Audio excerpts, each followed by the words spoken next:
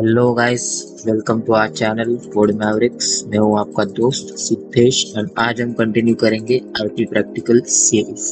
तो हमारा practical 4A है, write a program to find the sum of squares of digits of a number. हमारा video 3 segments में divided है। First is basic concepts, second is code explanation and third is some challenges. Perform किए हुए codes का link आपको description में मिल जाएगा। दोनों प्लेटफॉर्म्स के लिए अवेलेबल है, VS code and turbo C। Mainly VS code पे हम परफॉर्म करेंगे एग्जांपल्स, क्योंकि VS code easy to use है and majority of people VS code ही प्रेफर करते हैं। टाइम स्टैम्प भी डिस्क्रिप्शन में मिल जाएगा। जिनको बेसिक्स पहले से क्लियर है they can skip the first part, और हमारे प्रैक्टिकल के प्लेलिस्ट का लिंक भी डिस्क्रिप्शन में मिल जाएगा। तो सबसे पहले हम देखते हैं कुछ बेसिक कंसेप्ट्स, जैसे कि what is while loop and algorithm for finding sum of squares of digit. तो अब हम देखते हैं कि व्हाइल लूप क्या होता है। व्हाइल लूप एक कंट्रोल स्ट्रक्चर है जो कि एक स्पेसिफिक ब्लॉक ऑफ कोड को रिपीटेडली एग्जीक्यूट करता है जब तक गिवन कंडीशन ट्रू है। फॉर एग्जांपल, हम नंबर काउंटिंग करते हैं, जब तक नंबर लेस देन 10 है तो हम स्टार्ट करेंगे एंड तब तक नहीं रुकेंगे जब तक number is less than 10।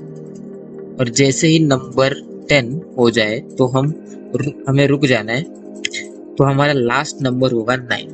Okay, तो नेक्स्ट है एल्गोरिदम। चलो देखते हैं कि इसका एल्गोरिदम कैसे वर्क करता है। हम स्टेप बाय स्टेप समझेंगे। स्टेप 1 है, इसमें हम 3 इंटीजर वेरिएबल्स क्रिएट करेंगे। एक इनपुट को स्टोर करने के लिए इसको n लेंगे, दूसरा ईच डिजिट को स्टोर करने के लिए suppose digit variable name, and तीसरा हमारा आउटपुट स्टोर करने के लिए suppose sum variable. Then step 2 में हमने एक व्हाइल लूप लिया है इटरेशन करने के लिए, बार बार लूप को इटरेट करने के लिए, वैल्यूज को इंक्रीमेंट करने के लिए। व्हाइल लूप तब तक चलेगा जब तक इनपुट की वैल्यू या फिर n इक्वल टू 0 ना हो जाए। ओके, स्टेप 3 में व्हाइल लूप में इनपुट मॉड 10 लेके उसे डिजिट वेरिएबल में स्टोर करेंगे, जिससे हमें लास्ट डिजिट मिल जाएगा। ओके, एंड देन स्टेप 4 में जो डिजिट मिला है उसका स्क्वायर निकाल के सम वेरिएबल में स्टोर करेंगे, प्लस इक्वल टू ऑपरेटर को यूज करेंगे। देन स्टेप 5 में इनपुट को 10 से डिवाइड करेंगे, जिससे जो वैल्यू का स्क्वायर निकल गया है वो हट जाएगी, यानी कि लास्ट जो वैल्यू है जिसका स्क्वायर निकल चुका है फर्स्ट इटरेशन में, वो निकल के जो बाकी की जो वैल्यूज है वो रहेंगी। देन उसके ऊपर आगे का फिर से इटरेशन परफॉर्म होगा, तो वो हट जाएगी। डिवाइड बाय 10 करेंगे तो देन उसको n में स्टोर करेंगे, लेटेस्ट इनपुट स्टोर करेंगे। ओके, देन स्टेप 6 हमारा लास्ट स्टेप है, जिसमें हम व्हाइल लूप के बाहर एक प्रिंट स्टेटमेंट लेंगे आउटपुट को प्रिंट करने के। तो हमारा नेक्स्ट सेगमेंट है कोड एक्सप्लेनेशन।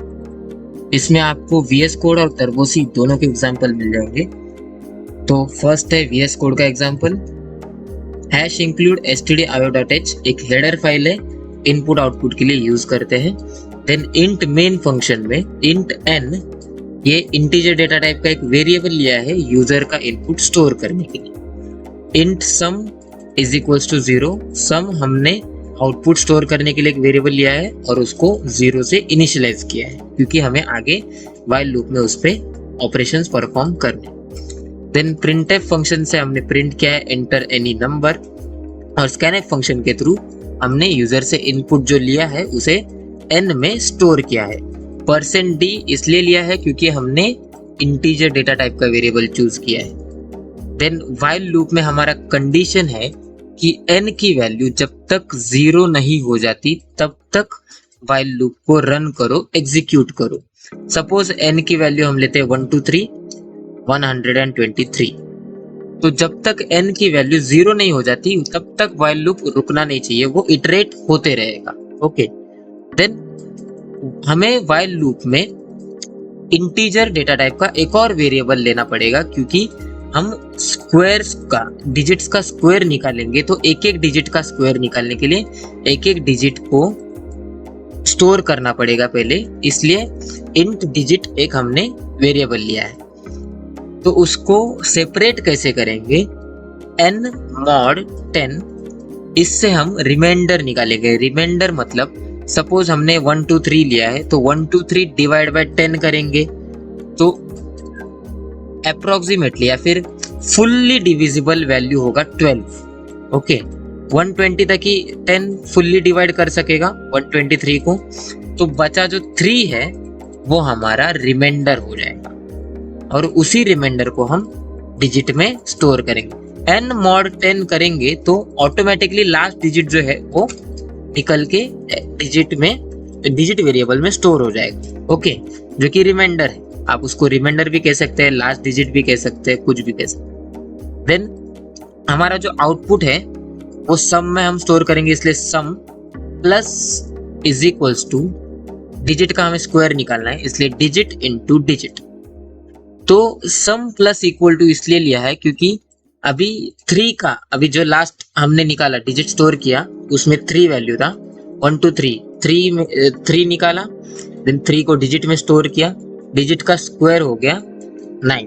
तो सम इनिशियली हमारा 0 है, तो 9 उसमें ऐड हो जाएगा सम वेरिएबल में, करंट वैल्यू में लेटेस्ट वैल्यू ऐड हो जाएगी। ओके, तो आप सम को ऐसे भी लिख सकते हैं अगर आपको ये डिफिकल्ट लग रहा हो, sum is equals to sum plus bracket में डिजिट इनटू डिजिट, वो भी सेम ही वर्क करेगा। तो हमने 9 को मतलब 3 के स्क्वायर को सम में स्टोर किया, और आगे आने वाले डिजिट्स का स्क्वायर भी हम डायरेक्ट सम में उस करंट वैल्यू में ऐड करेंगे, एडिशन करेंगे, इसलिए प्लस इक्वल टू लिया है। ओके, देन अभी 3 का तो हो गया, 1 2 3 में से 3 का हो गया, तो 3 को रिमूव करने के लिए n divide by equal to 10। आप इसको ऐसे भी लिख सकते हैं, n is equal to n divide by 10, वो भी सिमिलर ही वर्क करेगा। तो n लास्ट डिजिट को रिमूव करने के लिए हमने n divide by equal to 10 लिया। तो अभी भी n की वैल्यू 0 नहीं हुई है, इसलिए व्हाइल लूप फिर से एग्जीक्यूट होगा। तो अभी n में क्या बचा, 3 तो रिमूव हो गया, 1 and 2 बचा 12। तो फिर से आएंगे डिजिट में, हमारा n mod 10 स्टोर होने वाला है, तो 12 mod 10, तो इसका रिमाइंडर होगा 2। ओके, तो 2 को हमने डिजिट में स्टोर किया, तो डिजिट का स्क्वायर क्या है, 2 का स्क्वायर होगा 4, तो सम का प्रीवियस जो वैल्यू था, सम का लेटेस्ट वैल्यू था 9, क्योंकि 3 का स्क्वायर 9 हमने उसमें स्टोर किया था, तो 4 और 9 उसमें ऐड हो जाएगा, 9 में 4 ऐड हो जाएगा, जो कि हो गया 13। सम प्लस इक्वल टू इसीलिए लगाया क्योंकि उसमें करंट वैल्यू में हमें वो वैल्यू जो डिजिट इंटू डिजिट है वो एडिशन करना है, ऐड करना है। ओके, तो 9 प्लस 4 हो गया 13, ये हो गया, 2 का भी हो गया। अभी 2 को भी रिमूव करेंगे, तो n divide by equal to 10, तो 12 डिवाइड बाय इक्वल टू 10 आप करके देखेंगे तो 2 भी रिमूव हो जाएगा, देन बचा सिर्फ 1 डिजिट, लेकिन अभी भी 0 नहीं हुआ है n, तो फिर से एक बार व्हाइल लूप इटरेट होगा, तो 1 है, 1 mod 10 करेंगे तो जो वैल्यू है वही आएगा, तो उसका रिमाइंडर बचा 1, इंट डिजिट में आ गया 1, तो 1 का स्क्वायर हम क्या ही लेंगे, 1 इंटू 1 1 ही आएगा, तो 1 डायरेक्टली ऐड हो जाएगा। तो सम का लेटेस्ट वैल्यू था 9 प्लस 4 किया 13 इज लेटेस्ट वैल्यू। ओके, तो 13 में 1 ऐड हो जाएगा, 14 हो गया, हमारा फाइनल आउटपुट हो गया 14, क्योंकि अभी n mod n slash equal to 10 करेंगे तो 1 डिवाइड बाय 10 तो 0 हो जाएगा, इसीलिए अभी व्हाइल लूप फिर से आगे एग्जीक्यूट नहीं होगा, व्हाइल लूप ब्रेक हो जाएगा। तो हमारा लेटेस्ट और फाइनल आउटपुट होगा 14। तो व्हाइल लूप के बाहर हम प्रिंट करेंगे sum of squares of digits is equals to sum. मतलब जो कि हमारा आउटपुट है। देन रिटर्न 0 क्योंकि हमने कोई भी वैल्यू रिटर्न नहीं की है, प्रिंट की। ओके, तो अभी हम देखते हैं टर्बो सी का एग्जाम्पल। इसमें भी सिमिलर स्टेप्स हैं, सिर्फ हेडर फाइल्स और कुछ फंक्शंस का वेरिएशन। तो हेडर फाइल लिया है #include iostream.h and #include conio.h जो कि इनपुट आउटपुट में यूज होगा। देन void main फंक्शन में clr scr function clear screen के लिए, प्रीवियस आउटपुट को क्लियर करने के लिए। देन int n हमारा इनपुट स्टोर करने के लिए, int sum आउटपुट स्टोर करने के लिए। देन scanf फंक्शन के थ्रू हमने n में इंटीजर डेटा टाइप का जो इनपुट लिया है वो स्टोर करेंगे। अभी व्हाइल लूप का प्रोसीजर में आपको फिर से अच्छे से एक बार एक्सप्लेन करता हूँ। ओके, तो सपोज अभी n में हम लेते हैं, दूसरा एग्जांपल लेते हैं, जैसे कि 245। ओके, 245 हमारा वैल्यू है 245, तो इनपुट लिया 245 245। तो अभी व्हाइल लूप का कंडीशन क्या बोलता है कि पहले n की वैल्यू 0 नहीं होनी चाहिए तो ही एग्जीक्यूट करूंगा, 0 हुआ तो एग्जीक्यूट नहीं करूंगा। तो पहले हमारा 245 है तो उसको बोलने का एग्जीक्यूट कर, एग्जीक्यूट करेगा।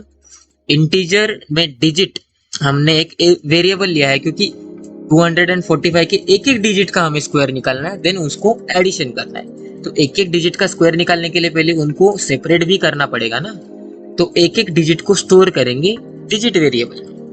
तो डिजिट को सेपरेट करेंगे कैसे, n mod 10 को यूज करके। इससे हमें रिमाइंडर मिलेगा। रिमाइंडर मतलब जो बचा हुआ होता है वो।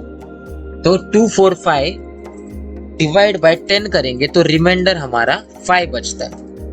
तो 5 आ गया हमारी डिजिट वेरिएबल।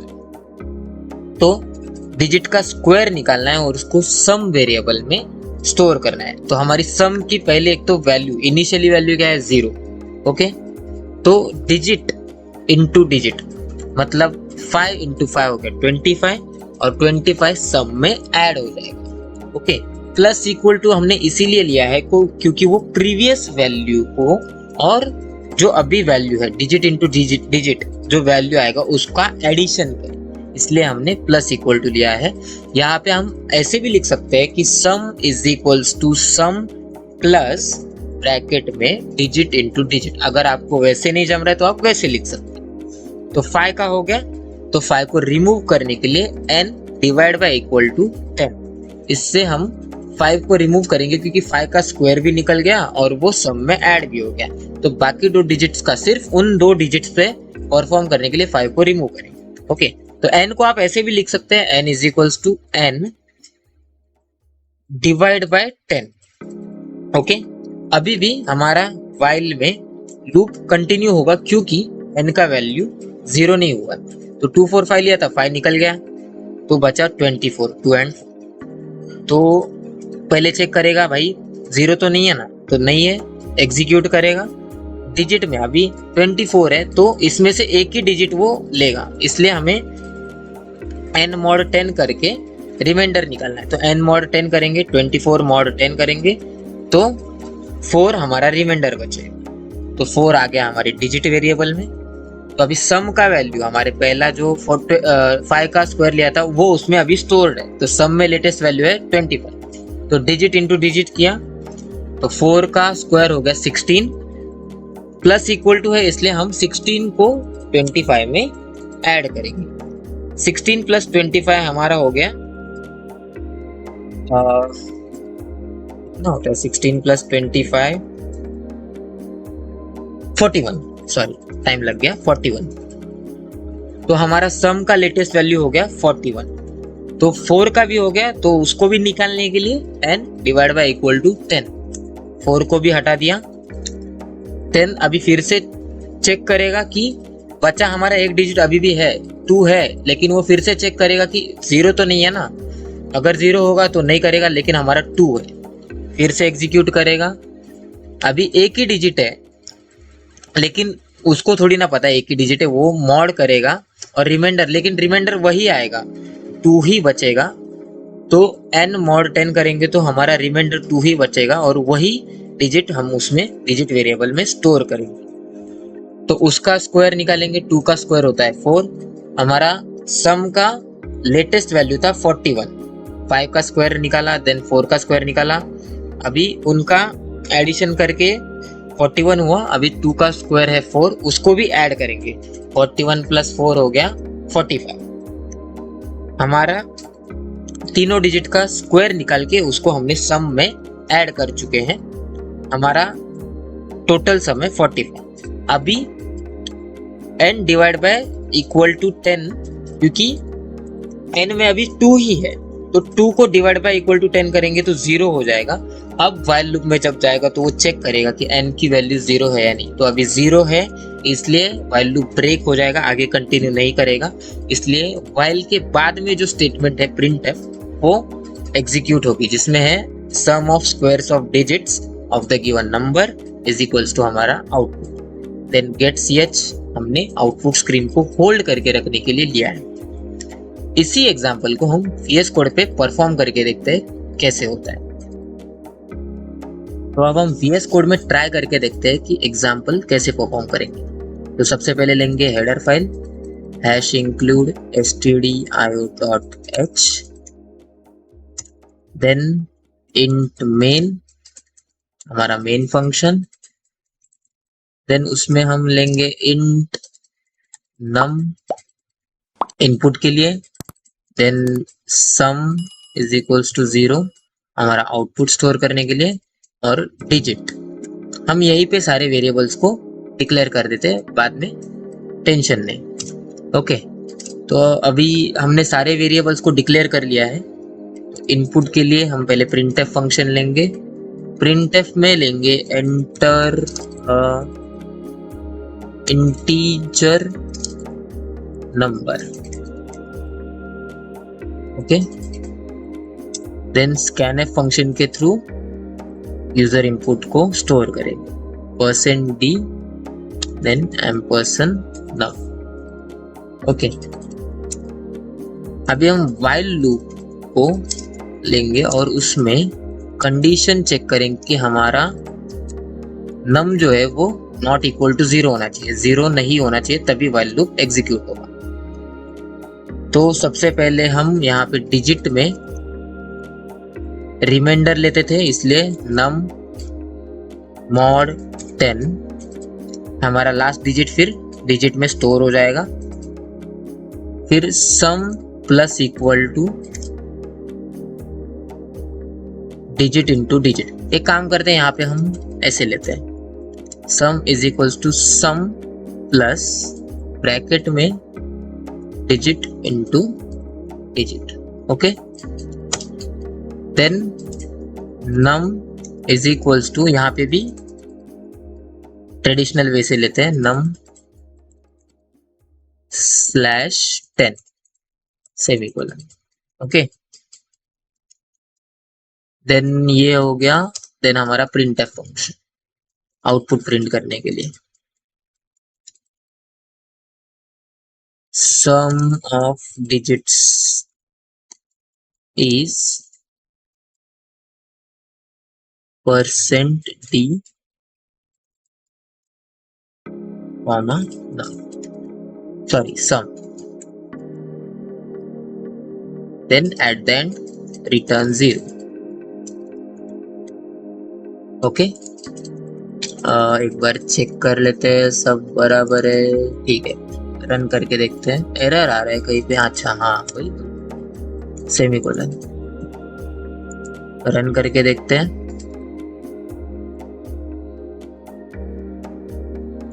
हम लेते हैं 2 3 4, द आंसर इज 29। 2 का स्क्वायर है 4, 4 प्लस 9 is 13 and 39 16 is 29। हमारा आउटपुट सक्सेसफुली आ चुका है। तो हमारा लास्ट सेगमेंट है सम चैलेंजेस। इसमें हम आपके लिए कुछ चैलेंजेस लेके आए हैं जो कि आप ट्राई कर सकते हैं एंड उनके कोड्स हमें कमेंट सेक्शन में शेयर कर सकते हैं। तो हमारा फर्स्ट चैलेंज है, write a C program to print sum of cubes of digits of a number. And second challenge है, write a C program to print sum of square root of digits of a number। इसी तरह practicals को आसान तरीके से समझने के लिए हमारी प्रैक्टिकल्स की प्लेलिस्ट को जरूर चेकआउट करें। एंड अगर आपको इंटीजर नंबर के डिजिट्स को रिवर्स कैसे करते हैं इसका लॉजिक समझना है तो हमारी नेक्स्ट वीडियो जरूर। So that's it for today guys, this is Siddhesh signing off, take care.